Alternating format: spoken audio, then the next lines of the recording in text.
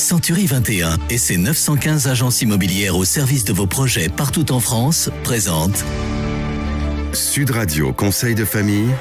Bonsoir Stéphane Moller. Bonsoir Philippe Rossi. Une troisième semaine de conseil de famille démarre ce soir. Stéphane, vous êtes associé au sein du cabinet VIA. Nous nous retrouvons chaque soir à 19h20 pour parler de finances, d'immobilier, de droit de la famille, bref, pour parler de gestion de patrimoine. Les questions se font de plus en plus nombreuses sur le blog de conseil de famille. Et ce soir, donc, nous répondons à Jeanne, à Pontoise, qui nous demande de lui expliquer comment fonctionne l'assurance emprunteur. Donc ce soir, Stéphane, nous parlons immobilier et vous allez nous expliquer à quoi sert cette fameuse assurance emprunteur. Eh bien, la banque que vous sollicitez pour un crédit immobilier va vous imposer d'obtenir cette fameuse assurance emprunteur avant de vous accorder un prêt. Cette assurance prendra le relais des échéances de remboursement de votre crédit ou elle remboursera la banque du capital restant dû si vous êtes confronté à certaines situations. Un décès ou une perte totale et irréversible d'autonomie, ou alors une invalidité permanente, totale ou partielle, et une incapacité temporaire de travail.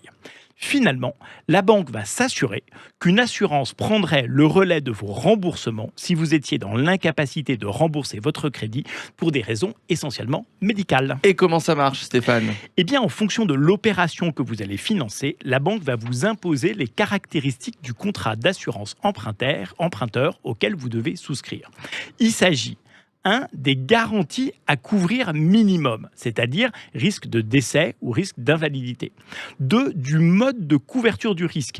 Risque, par exemple, couvert jusqu'à la fin du prêt ou alors jusqu'à un certain âge. 3, de la hauteur à laquelle le prêt doit être assuré, en totalité ou en partie. 4, de la répartition de la garantie entre les différents souscripteurs sur une tête ou alors répartie entre les différents acquéreurs. Et combien ça coûte ? Eh bien, les prix peuvent être très variables d'une assurance à l'autre et il convient de faire jouer la concurrence.